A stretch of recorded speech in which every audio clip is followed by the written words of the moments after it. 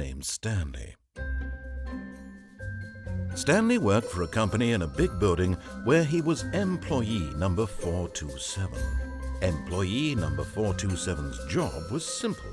He sat at his desk in room 427 and he pushed buttons on the keyboard.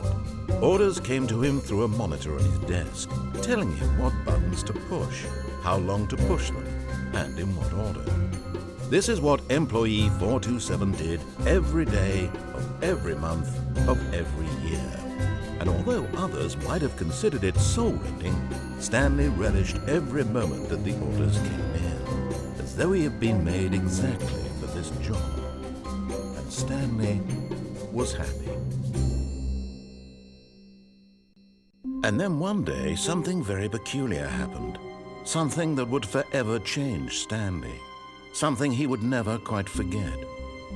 He had been at his desk for nearly an hour when he realized that not one single order had arrived on the monitor for him to follow.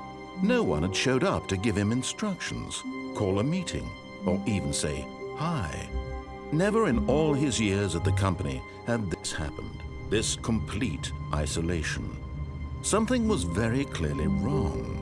Shocked, frozen solid, Stanley found himself unable to move for the longest time.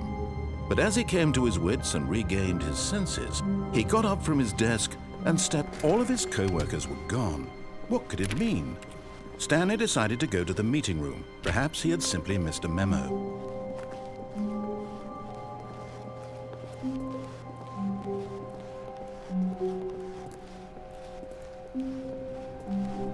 When Stanley came to a set of 2 open doors, he entered the door on his left.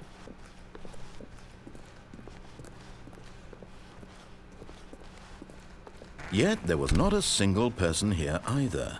Feeling a wave of disbelief, Stanley decided to go up to his boss's office. Coming to a staircase, Stanley walked upstairs to his boss's office.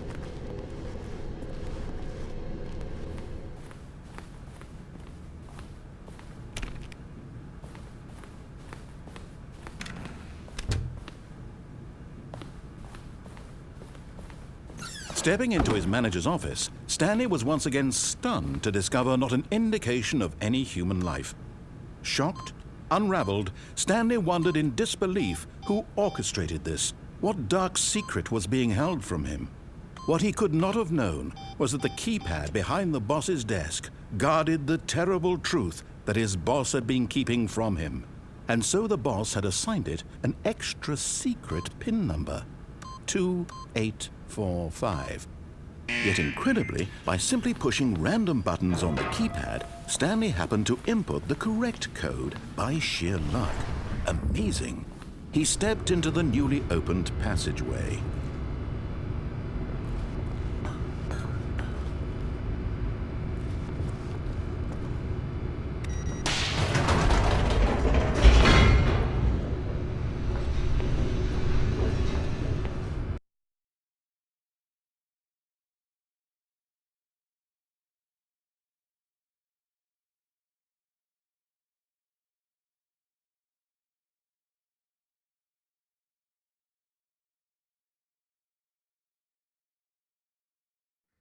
Descending deeper into the building, Stanley realized he felt a bit peculiar. It was a stirring of emotion in his chest, as though he felt more free to think for himself, to question the nature of his job. Why did he feel this now, when for years it had never occurred to him? This question would not go unanswered for long.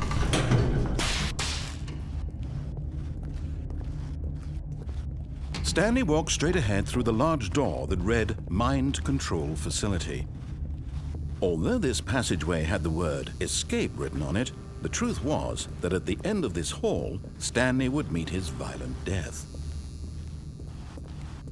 But of course, Stanley thought better of it and realized he simply had too much to live for.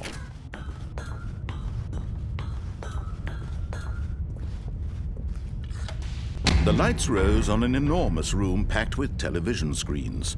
What horrible secret did this place hold? Stanley thought to himself. Did he have the strength to find out?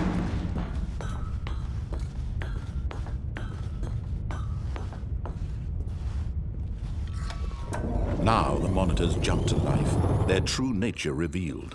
Each bore the number of an employee in the building, Stanley's co-workers.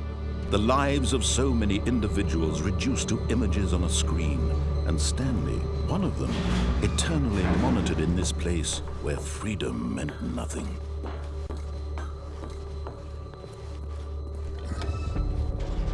This mind control facility, it was too horrible to believe. It couldn't be true. Had Stanley really been under someone's control all this time? Was this the only reason he was happy with his boring job? That his emotions had been manipulated to accept it blindly? No, he refused to believe it. He couldn't accept it. His own life in someone else's control? Never! It was unthinkable. Wasn't it? Was it even possible? Had he truly spent his entire life utterly blind to the world? But here was the proof, the heart of the operation. Controls labeled with emotions, happy or sad or content, walking, eating, working, all of it monitored and commanded from this very place. And as the cold reality of his past began to sink in, Stanley decided that this machinery would never again exert its terrible power over another human life, for he would dismantle the controls once and for all.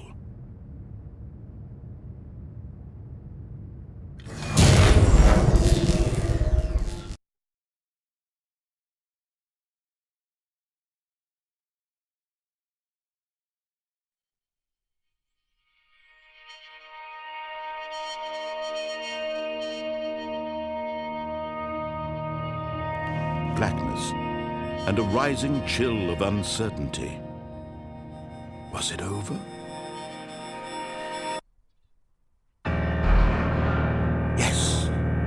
He had won! He had defeated the machine, unshackled himself from someone else's command. Freedom was mere moments away. And yet, even as the immense door slowly opened, Stanley reflected on how many puzzles still lay unsolved. Where had his co-workers gone? How had he been freed from the machine's grasp? What other mysteries did this strange building hold? But as sunlight streamed into the chamber, he realized none of this mattered to him, for it was not knowledge or even power that he had been seeking, but happiness. Perhaps his goal had not been to understand, but to let go.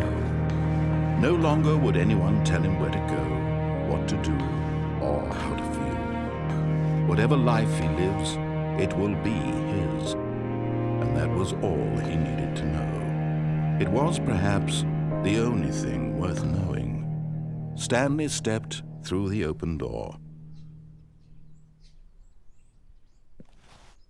Stanley felt the cool breeze upon his skin, the feeling of liberation, the immense possibility of the new path before him. This was exactly the way, right now, that things were meant to happen. And Stanley was happy.